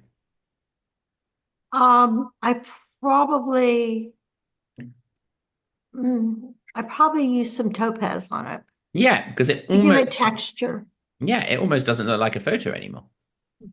It looks like a painting. So Cookie has used like a third-party program, which by the way, Cookie, you can now do in Lightroom and Photoshop. You don't really need Topaz. But to be able to add a look to this picture, the texture, the softness, but the key that I really like about this picture is it's clearly a detail. It again, and it tells a story. We're like, what is this garment hanging up? Like, who's going to wear it? Where's it going to go? Why is it behind this like interesting white slatted like shiplap wall? Really good. Really, really good. Nice job. And well done on the framing of it, of offsetting it onto the far right-hand third. Really good. This is a good detail shot. Anyone want to take a guess of what this is? Let's see. Let's see who didn't take the photo. Carol, any idea what this could be? Yeah, it could almost be a really long necklace that's all curled around. I don't know. Jean, you got any guesses what it could be? Any ideas? Oh, hold on. Sorry, Jean, you're on mute. You just if you can tell, I saw your mouth moving, but you're on mute. Sorry. Yeah, I said Yeah. maybe a pot holder or. Yeah. Well, let's find out who is the person who took it here today. No, so That it's was mine. oh perfect. And it So what is actually a painting. I was at an art show and it was I was very zoomed into one piece of it where they had just cool texture and it was yeah. an abstract piece of art, but I just really liked the different textures. Great. And so this is some type of brush stroke or like part of the art, and then it's almost like a mixed multimedia piece and the layering. This almost looks like you see a lot of pictures sometimes of people taking pictures, aerial pictures of like rivers and lakes and mountains. It almost looks like an aerial picture of a landscape, of a series of like fields or lakes or like, I mean, obviously the colors are different, but in terms of the pattern and the shape, really well done, Carrie. This is kind of exactly where I wanted you to move in the direction with this particular theme. In terms of even the light coming in is kind of interesting, like the light here, but you stumped all of us. We didn't know what it was, which is good, which is that, because it comes back to my point of in this particular example of using details or macro or intimate landscapes or however you want to word it, the less you show, often the stronger story you tell. You make the viewer ask questions, and this is a perfect example of that. I could have asked any 12 of us who were sitting here, and I think all of us would have come up with a completely different answer of what we thought this was. So really well done. Nice job, Carrie. Very nice. Floral one, I'm just going to pick up on a tiny thing here. Just watch the edges of your frame, whoever took this, because that bit doesn't need to be there. But again, this is a great capture. I have to say, like across the board, everyone's photography has taken a big kick up since lesson one. Like you were sending me a lot of photos as a group of flowers like this, and the majority of the flower was blurry on an iPhone. Now, pretty much everyone that was sent me a photo, everything's sharp, focus is in the right place. This is a very well executed photo. Technically, this is not easy to take. Now, I'd argue in terms of composition, there's tons of other ways that you could have taken it, but how it's taken like this, I like. Well done as well for positioning. Remember, whenever we have something facing one way, we want to give it room to breathe. This flower would have looked really weird, or the composition would have looked weird if the flower was over here facing out and all the negative space was behind it. So this was a smart choice by whoever took this to offset the flower to the right. Again, I'd love, with a beautiful flower like this, I'd love for you to go closer. Play around if you can zoom with your feet, if you can move your hand closer in, try zooming with the lens of your camera. Look at those little details that create more of an abstraction in our image rather than just showing the flower. But as a photo to show this beautiful flower and bloom, this is great. Really good. Just watch out, as I say, reminder to everyone, edges of our frame, really important. So often, just before you press that button to take the picture, just look around the edge and say, is there anything here that's poking in that could be distracting? Because I don't want you to have to spend time afterwards taking it out. I'd much rather you get it right in the camera. So nice job on this one. Very good. Okay, hold on. Let me look at this one. Again, good light. I love that look. But again, look at the texture here. Look at the detail of light. Look at the light. Look at that bit in there. Or even that bit in there. I think we could have gone in just on one of the leaves. They're both interesting, and I think it's a good capture. But again, just is the sidewalk or the pavement, whatever, or the background here, is that a bit distracting? Maybe. Especially like if we're talking about watch the edges of your frame. Look at this bit down here. Like that, I would ideally not like to be in the picture. I'm sorry, it's a bit blurry when I blow it up big. But definitely on the right lines in terms of thinking about the theme of details. This one is arguably an intimate landscape because it's not showing the horizon. Is it a details picture?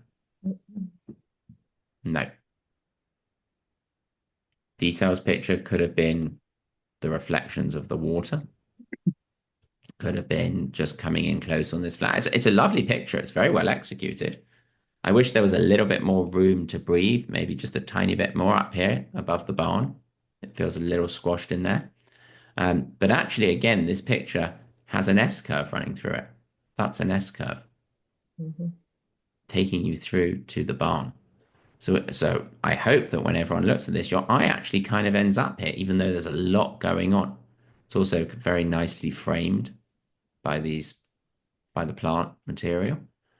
So it's a well, and actually this was taken on an iPad, which is interesting, which shows you that, because I know a lot of you like enjoy photographing on your iPads, which is good because you've got a bigger screen. Again, the iPad has all the same tools that an iPhone has on it. So everything that I'm talking about when I talk about the zoom and the editing of the blacks and the whites, all of that's same on an iPad, same on an iPhone. It's the same. This is a good capture, but it's not a details picture, which I think hopefully as a group we're learning now as I show you more and more of these examples and we're seeing more and more people's images. But well done, nice job. Now this one's definitely details. And this one's a really good use of light. Really interesting. Beautiful, we call this backlighting. The light's coming from behind the flower, behind the plant material, shining into it. Focus is clearly on this one here on the left. I like this. This almost reminds me a bit of like, if you know the artist Mondrian, it reminds me of a Mondrian painting because you've got these you've got these strong lines that kind of dissect the photo, like intersections. Do we need all of this? Maybe, because it helps provide some balance. If I was standing next to you when you took this picture, would I have encouraged you to go in on this? Absolutely. Mm. I'll show you the difference between the two.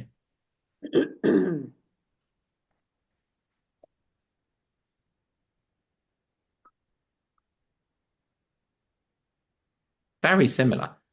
And that is, if we were taking this, that's literally, if you guys can see me, that's moving my iPhone from here, here's the plant, to here. I mean, it's moving it like 2 inches forward. But I think the one on the right is a little bit more impactful. Mhm. What does everyone think? Agree. The one on the left's interesting, but I think we could have just gone a little bit closer. But the lighting and I love how you've got the focus here. Is the person who took this picture here? And Nancy, nice job. Really nice. Nancy, what time of day did you take this? You're on mute, sorry.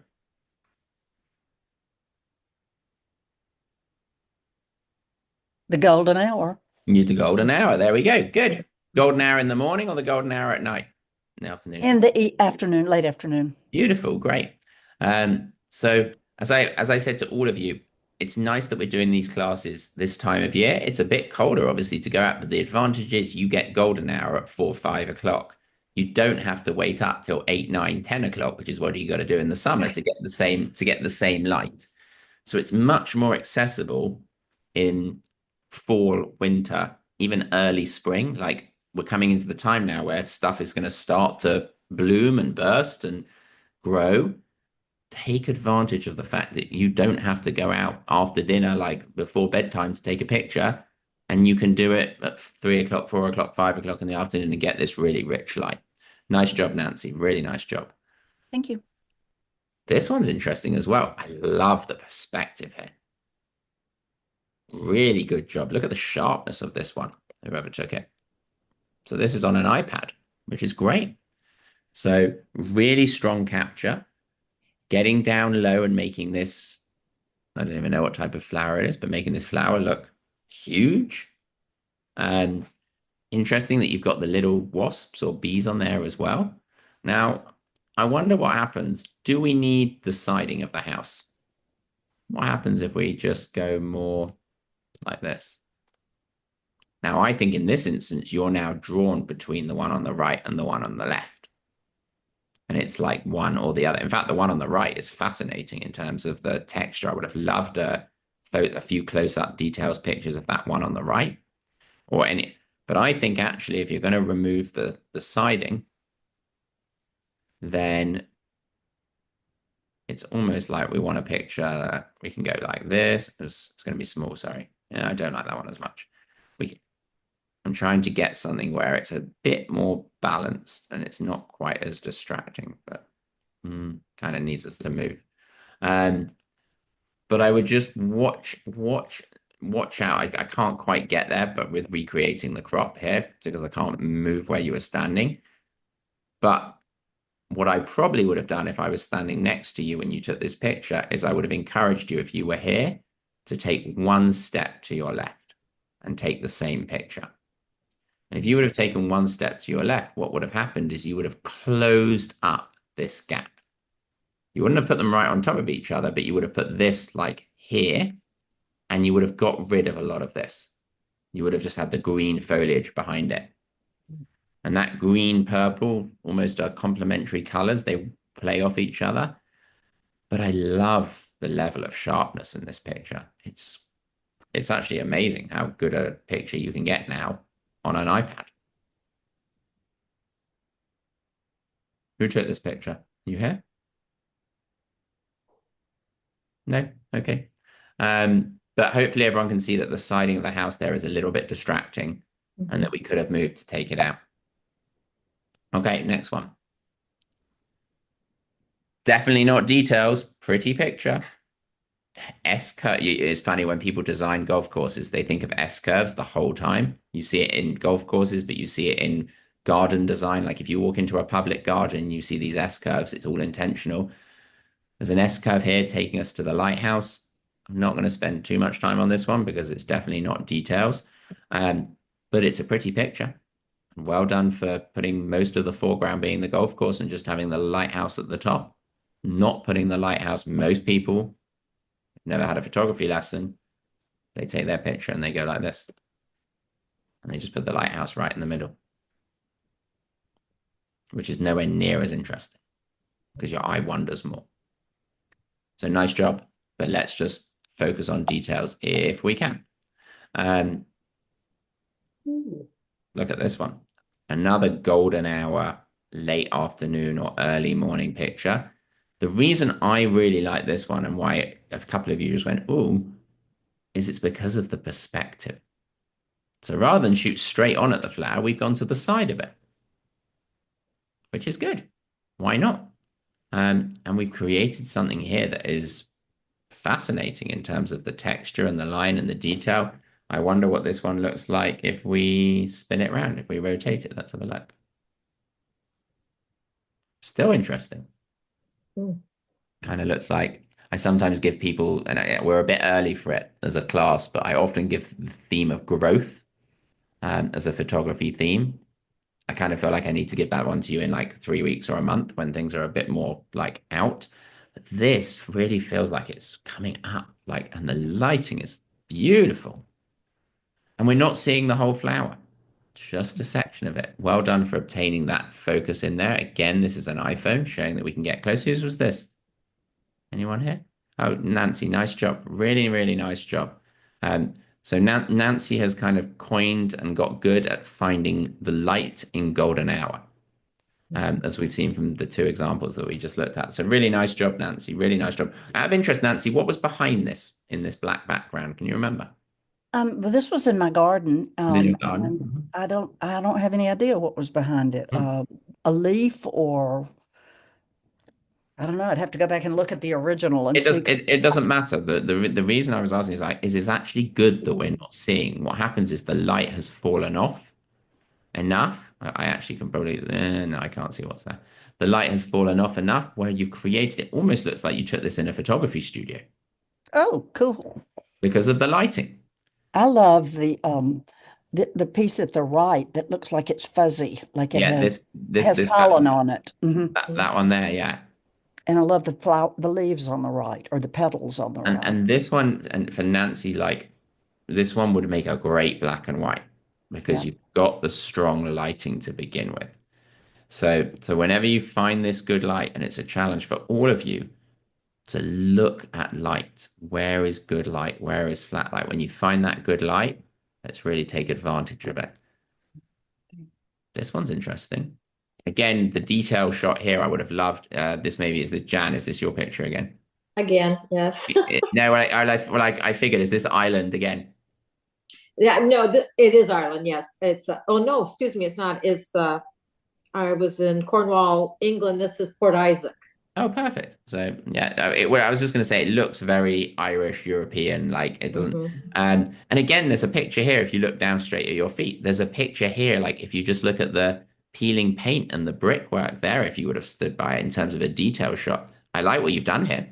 It's a nice shot. It's not a detail shot. You could have gone lower for this one, Jan. One thing I would do in terms of just generally this photograph, get the path, I would have dropped a little bit lower. It would have made all of this more emphasized. But a really nice look. You've actually got an S curve, and you've got a vanishing point. So good job. Did you just recently go on a trip to the Europe, or these old pictures? Those are pictures I took back in September. Nice. Right, I didn't have time to do. That's fine. I don't mind if you go back and take old pictures. It's fun to go back and revisit your old pictures with the new knowledge that you have, and be able to work on them. So nice job. This one's great. Really good, whoever took this one. Very interesting. Love the juxtaposition of the texture, of the color, the crop. Not much I'm going to say about this one other than well done. It's right on the money for what we've been looking to do for it for a details assignment. Again, one thing I would say is just don't forget to experiment with like going different ways, portrait or landscape, because you make it like I almost feel like this way now. It feels like it's kind of like growing up. I don't know what it is. It looks like moss growing out of a tree or something. Um, but don't be afraid to experiment with both. But really nice job, whoever took this. Very strong, very, very strong capture. So now this one actually, I remember someone art sent me this and said, "Is this a detail shot?" Definitely not. But look at the lighting. I don't know what this structure is, but it's fascinating. And I'd be wanting to like come right in on this. In fact, I'd probably take out the grass and the umbrella and make it really abstract. Create something like that. In fact, I'd probably even go further. I may even take out that little, like, what is that? It's a detail shot. It's really interesting. The light hitting these steps is lovely. Now I lose a bit of detail here when I zoom in, but this is an interesting shot to begin with. Let me just go back to the beginning. Okay, that was the original one. Um, but I think we have to think very carefully about what's the focal point in the picture. Where are we trying to draw our eyes? And in this case, undoubtedly it's here. So do we need all of this sky? Probably not. Maybe we turn our camera and we go from portrait to landscape. And we can just include like just a section like that even is interesting. I mean, maybe the palms are a little distracting. There's tons of potential with this. I'm not sure what this structure is, but it's a very interesting roof. And the way that the light is hitting it, it's really good. So I feel like whoever took this picture, you've got 80% of the way there. The challenge is you've seen the light, but I think we can work a little bit on our composition. Also, you can see it's a little bit slanted. So reminder to everyone, let's make sure we keep our cameras straight. So this is definitely an old picture because we know the colors aren't like this right now, but it's very interesting. But again, I think there's too much.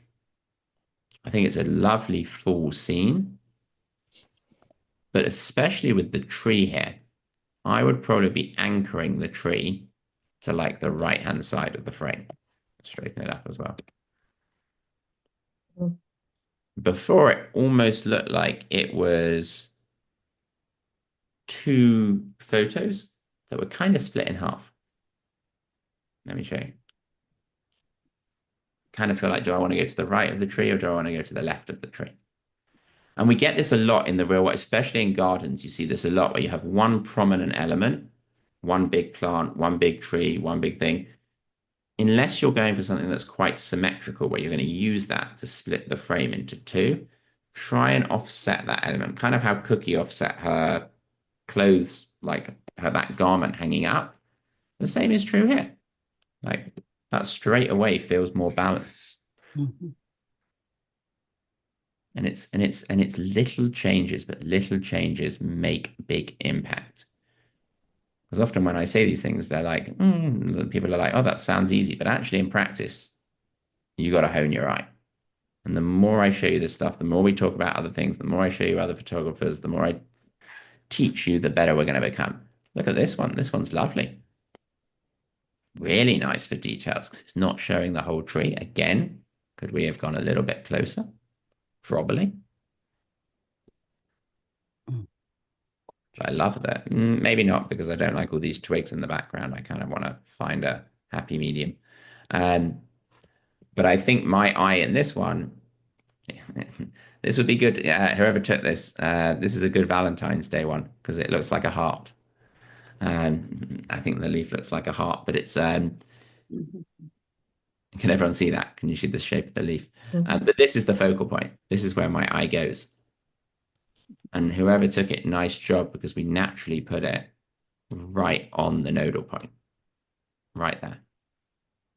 And definitely a detail shot. Look at all that texture and interest there.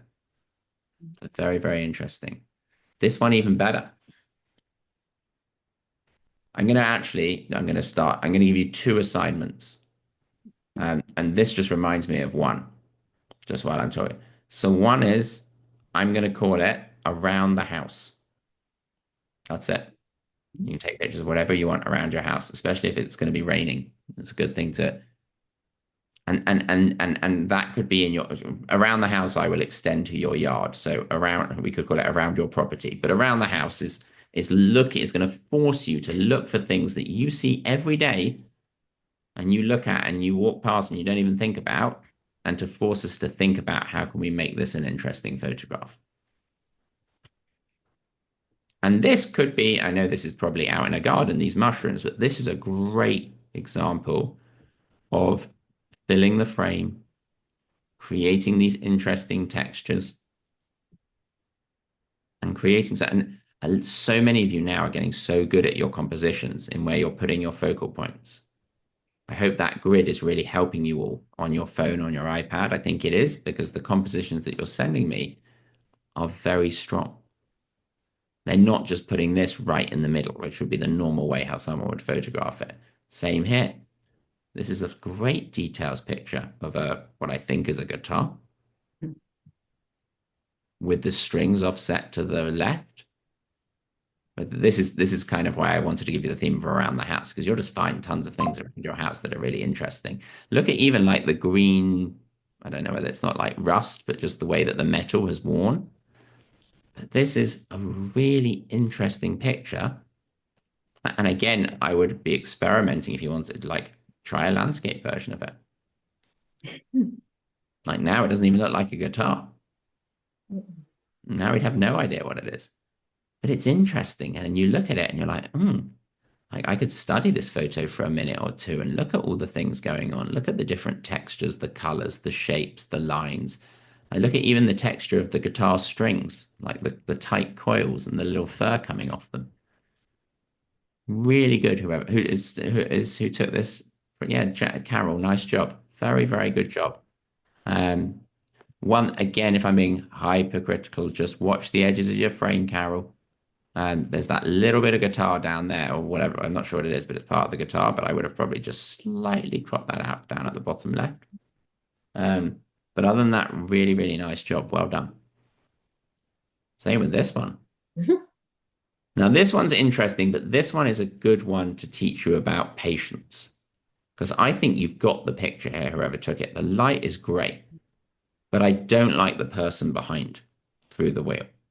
So there's a person.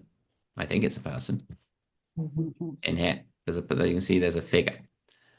I would have waited for that person to move, and you would have had a much cleaner photograph, because it's distracting seeing it's just the back of someone's. It looks like they're wearing some type of sweater with a hood.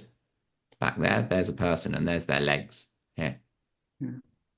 So remember, patience, slow and steady wins the race.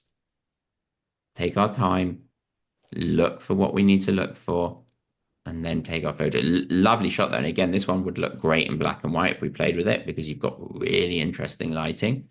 Again, just to give you some ideas, maybe we don't need to see the whole wheel. Maybe we just do that. If the person wasn't there, that would be a pretty clean shot. But a lot of you are getting really close. Look at this one. This one, the focus didn't quite get it. But the process and the thinking behind it is excellent. Very soft. In fact, there's a whole range of lenses called lens babies. For those of you who have cameras, you can look it up. And it allows you to manipulate focus and create photos that basically look like this. They look very like soft and magical and ethereal. Lens baby. You can Google it. But again, look at whoever took this. You may have not nailed the focus, but look at the composition. Right on that nodal point. If you look, it's been very rare throughout all these pictures we've looked at today where I've been like, that's a really sloppy composition. Like, you could have composed that 10 times better. And if I thought it was sloppy, I'd tell you, because that's my job to help you guys improve. Again, an S curve in here. This one, I think maybe we're showing a bit too much. It's like, where do we go? Although it is quite interesting, the whole bloom. Again, I would have been interested to don't be afraid. I think this is a recurring theme. Don't be afraid to take some in landscape and some in portrait and play with them. Oops. Did you guys just lose that photo? There we go. There we go. But really, really nice. But if I'm coming into details, I'd probably hone in on just these two. I'm not sure why my computer is taking a second to register that. Come on. There we go. Even just lift it up a little bit. Like that. That's a detail shot. Ooh.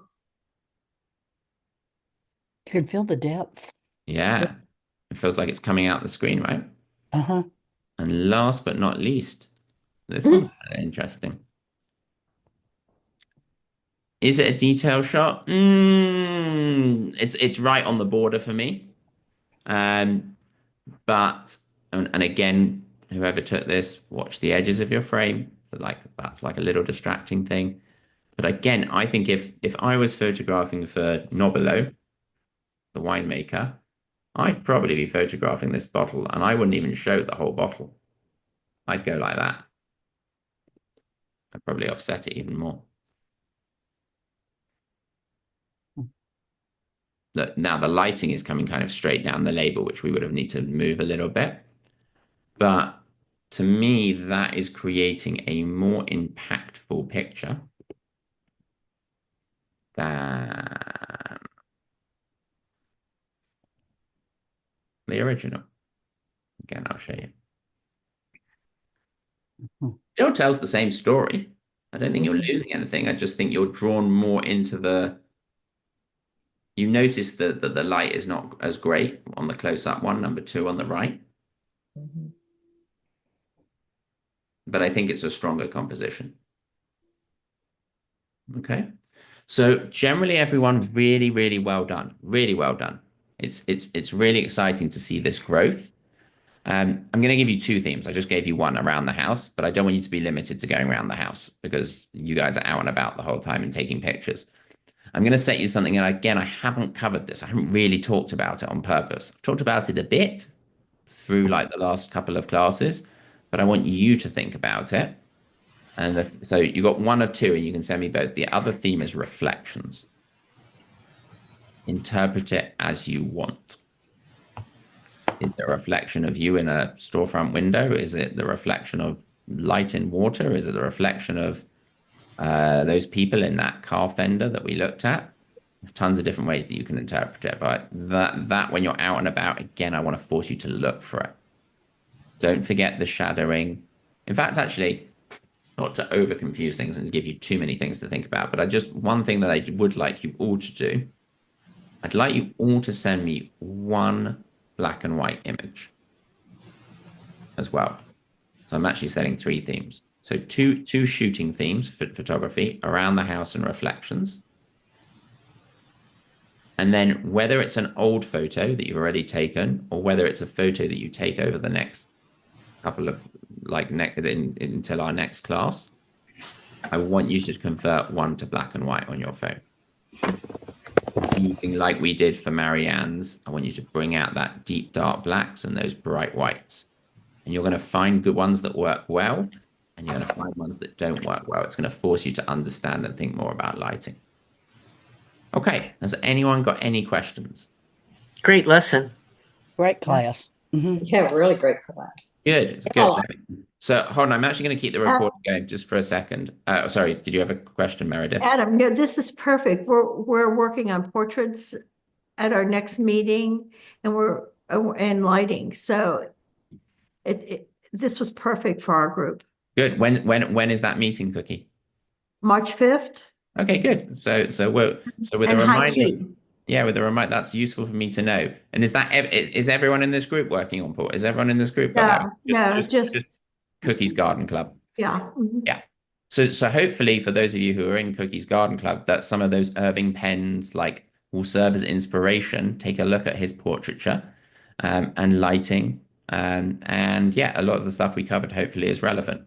I want to just quickly logistically housekeeping. So at the end of each class finishes today, middle of like Thursday afternoon, I always send out the recording at the end of the day.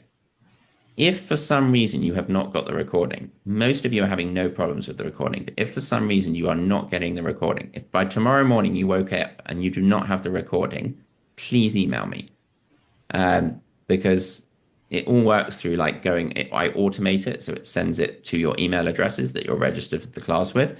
But I know very few of you, not many of you, but some of you and some people listening on the recording are having some difficulties with the recording, and I want to make sure that you have access to them and that you can watch them with no problems. So if for some reason by tomorrow morning you have not got the recording, email me because you should have it. Okay. And all the previous classes, the recordings you have access to, as I said at the onset, they all live online for 90 days, and then I get rid of them. So you've basically got 3 months to go back, revisit, pick up anything, watch in your own leisure. Great. So our next class is on, let's just confirm when our next class is, just so we're all on the same page. So our next class, which is our final one, is 2 weeks' time on the 27th at the same time, 12:15 start, so Thursday, 27th of February. So you've got a couple of weeks to have fun. If you have any questions, don't suffer in silence. Please email me, and I'll see you all in a couple of weeks. Adam, Was that a question? yeah, you didn't get any of my pictures, so I'm going to resend them to you. Will you just respond? Absolutely. I don't Yeah. know what. Okay. No problem. Yes, resend them to me and I'll give you some feedback via Thanks. email. Sorry, I didn't get to I don't show know what you. I did wrong. Okay. No, I'll don't fix worry.